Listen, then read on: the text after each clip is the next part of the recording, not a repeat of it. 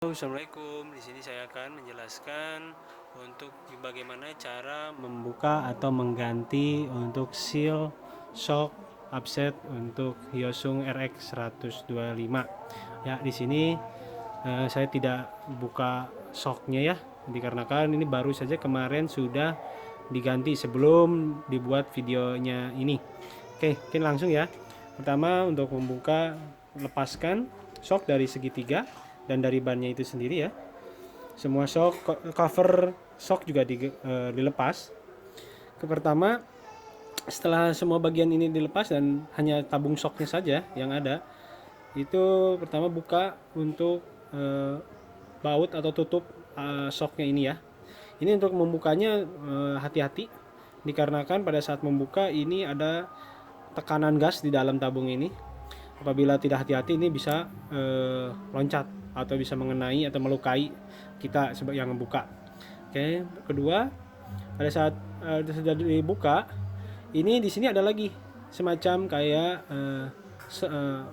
mur, selongsong mur panjang untuk pengait antara batang as dari shock dan dari tutup mur ini sendiri ya. Oke. Nah, setelah dibuka, ini turunkan ke bawah dan keluarkan olinya. Oli tabungnya itu dikeluarkan semua. Setelah yakin sudah olinya keluar semua, itu baru dibuka dan pisahkan antara tutup offset dan ini dan mur as atau selongsong dari offset dan itu sendiri ya. Oke, setelah dibuka, dibongkar, ini turun. Tutupnya ini sendiri pasti udah terpisah, amankan terlebih dahulu agar tidak hilang atau rusak atau seperti apapun itu. Oke, lanjut. Terus setelah dibongkar, dikeluarkan olinya, itu pertama buka untuk seal debu shocknya ini ya. Jadi bisa lihat, ini ada seal shock debunya. Pertama bongkar lepas atau cungkil aja. Ini mudah kok, cungkil. Nanti udah pisah, sudah cungkil. Ini di sini setelah seal shock urutannya itu ada klip. Di dalam ini ada klip. Ini buka klip, buka klipnya itu bisa menggunakan tang klip atau dengan tang buaya yang kecil yang lancip. Itu mudah kok. Setelah dibuka klipnya ini turun. Selalu di sini ada ring plat ya. Kita bisa lihat ini dalam ini ada ring plat. Dari ring plat turunin lagi, baru di sini ada seal shock. Nah, dari seal shock ini, setelah seal shock, ini dibongkarnya dengan cara seperti ditarik ya. Jadi tidak ada harus cungkil lagi pakai obeng atau apa. Jadi tangan kiri memegang tabung luar, sedangkan tangan kanan itu memegang tabung atau asnya. Jadi seperti dilepaskan kiri kanan ya. Jadi seperti bagi dua gitu. Jadi saling memisahkan antara kiri dan kanan. Itu pelan-pelan saja. Tidak usah terburu-buru atau terlalu kencang. Takutnya kalau terlalu kencang bisa terbuka dengan mudah. Hanya saja khawatir itu jatuh gitu. Oke, kita lanjut. Setelah di sini dibuka ini jangan lupa. Ini yang setelah dibuka, setelah dipisahkan, setelah lepas antara tabung luar shock dan as shock, itu jangan lupa ini bagian ini yang aluminium ini di dalamnya terdapat pertama ada klip juga, klip kedua dan o-ring. Nah, di sini juga sangat berperan penting dua item tersebut. Sudah lepas kan? Nah, setelah lepas ini di posisinya naikkan ke atas. Mudah kok ini naikkan ke atas. Ingat ya, kalau untuk menaikkan mungkin agak berat karena udah lama dan bagaimana kondisi, jangan sekali-kali menggunakan bahan yang dari besi, kalau bisa dari kayu ya, karena takutnya bagian-bagian ini rompal atau rusak ya, karena ini bahannya dari aluminium, mudah sekali rusak. Setelah ini posisi di sini ada di sini. Nah, di sini kita bisa melihat ada klip besi. Nah, untuk membuka klip besi juga mudah kok, bisa cungkil pakai obeng min yang lancip dan mudah, seperti biasa aja membuka klip biasa. Nah, setelah lepas klipnya, ini posisinya karena ini posisi di atas, setelah klip dibuka ke bawahkan lagi, ini dilepas, ini bisa copot. Ini karena ini klip tersebut ini untuk mengunci agar si ring aluminium tersebut tidak lepas ya. Setelah dibuka, dicek di dalam ini ada ring lagi di dalamnya, di dalam ring aluminium ini ada o-ring atau karet lagi. Ini berfungsi menahan rembesan oli apabila dalam tabung atau di seal dari sealnya di dalam ini rembes atau bocor, ini tidak rembes keluar sini ya. Jadi ada ringnya, mohon dicek kembali. Nah setelah dicek oke atau jelek, kalau jelek lebih baik ganti ya guys. Nah kalau oke hanya dibersihkan saja, terus pasang kembali ya.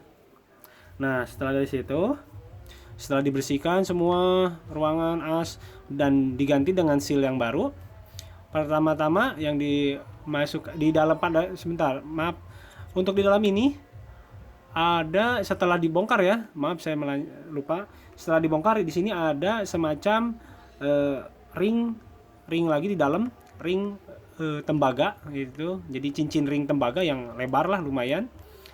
Nah ini juga dibersihkan ya guys. Nah beres, setelah diganti semua, urutan yang pertama kali dimasukkan untuk mengassembly shocknya, pertama itu masukkan dulu ya ini seal debu ya. Kita masukkan dulu seal debunya. Nah seal debu masuk.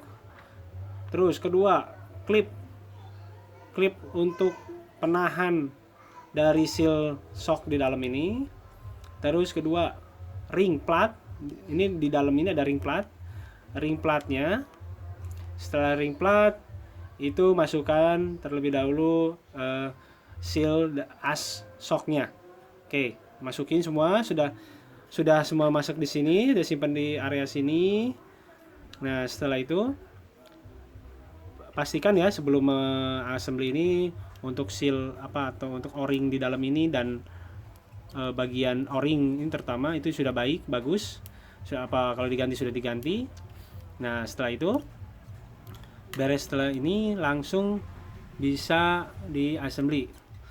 Untuk proses pengassemblyan atau pemasangan kembali sama seperti halnya untuk pada saat membongkarnya ya guys. Nah, jangan lupa itu. Nah semua udah dimasukkan, masukkan terlebih dahulu nih as. Jangan lupa di sini ada ini ya, ada ring tembaga. Jangan lupa ring tembaga dimasukkan. Sudah masuk.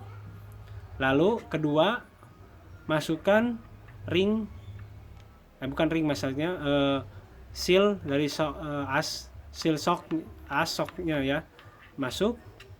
Terus kedua, ring plat masuk. Nah setelah ring plat masuk, dan terakhir itu klipnya ya masuk, dan terakhir ini seal shock debu. Nah masuk, oke.